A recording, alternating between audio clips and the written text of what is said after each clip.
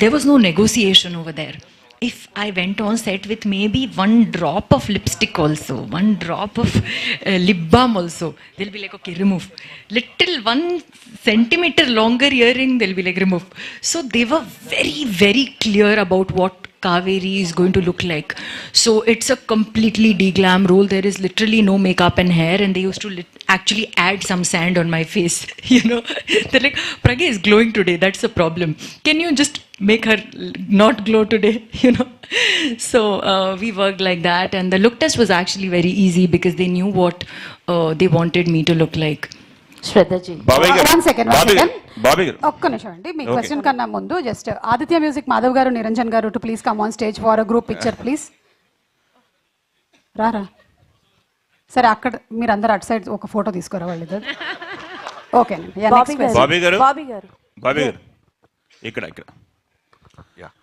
బాలకృష్ణ గారితో shooting experience ఎలా ఉంది? అలానే బాలకృష్ణ గారి షోలో ఎన్టీఆర్ గారి పేరు మర్చిపోయారని చెప్పేసి నిరసన వ్యక్తం చేశారు ఫ్యాన్స్ సోషల్ మీడియాలో.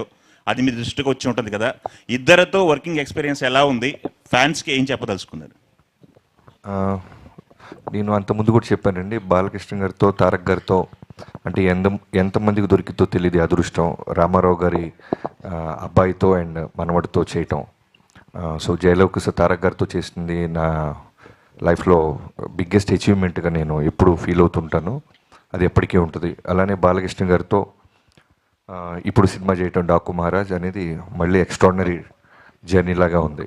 సో ఇద్దరిలో కామన్ పాయింట్స్ చాలా ఉంటాయి. బట్ మొన్న ఎవరు అడిగినప్పుడు నేను చెప్పింది ఏంటంటే, ఫ్యాన్స్ని చాలా ఓన్ చేసుకుంటారు. అంటే వాళ్ళ ఫ్యామిలీలో జరిగిన ఇన్సిడెంట్స్ అయి ఉండొచ్చు, ఎవరైనా వాళ్ళు జర్నీ చేస్తుంటే ఫంక్షన్లకు వచ్చి వెళ్తున్నా, లేదు బాలయ్య బాబు గారు కూడా షూటింగ్ ఎవరైనా ఆయన దూరంలో మేము జైపూర్లో ఉన్నప్పుడు వచ్చిన, మారేడుమిల్లిలో అప్పుడు వచ్చిన ఆయన కోప్పడుతుంటారు. ఏంట్రా అంటే దాని రీజను, ఇంత జర్నీ చేసి వచ్చారు వాళ్ళు సేఫ్కి వెళ్తారా లేదా అని. సేమ్ తారక్ గారు కూడా మేము పూణేలో చేస్తున్నప్పుడు ఫ్యాన్స్ ఎవరైనా వస్తుంటే మ్యాక్సిమం అవాయిడ్ చేసేవాళ్ళు. ఏంటంటే ఓ రోజు చెప్పారు, బాబీ మనం అంతా ఇక్కడ కంఫర్టబుల్గా ఉంటాం, వాళ్ళు పాప నాతో ఫోటో దిగడానికో లేదా నాతో దూరంగా చూడటానికి వస్తుంటారు, మళ్ళీ వాళ్ళు వెళ్ళేదాకా నాకు బ్యాక్ ఆఫ్ ద మైండ్ అది ఉంటుంది అని.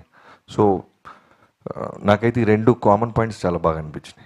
అంటే బాబీ గారు ఒక్క నిమిషం, బాబీ గారు అదే ఈ షోలో ఎన్టీఆర్ పేరు ప్రస్తావించొద్దని ముందే మీకు సజెస్ట్ చేశారని తెలిసిందే, అది నిజమేనా?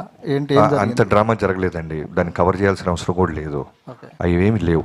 అంటే అక్కడ స్లైడ్ అయిన ఫొటోస్ని అడిగారు బాలయ్య బాబు గారు, వాటికి నేను సమాధానం చెప్పాను, అంతే జరిగింది. తర్వాత మొన్న వంశీ గారు అన్నట్టు షో మధ్యలో గ్యాప్ వస్తూ ఉంటుంది. ఆ గ్యాప్ మధ్యలో ఒక క్యారెక్టర్ ఏదో ఒక సినిమా ఒకటి ఏదన్నా ఇలా ఉన్న సినిమాలో మా తారక్ అయితే చాలా బాగుంటాడు అని నాతో వంశీ గారితో అన్నారు ఆయన. అది అంటే రికార్డెడ్ ప్రోగ్రామ్ కాకపోవడం వల్ల అది బయటికి రాలేదు అంతే.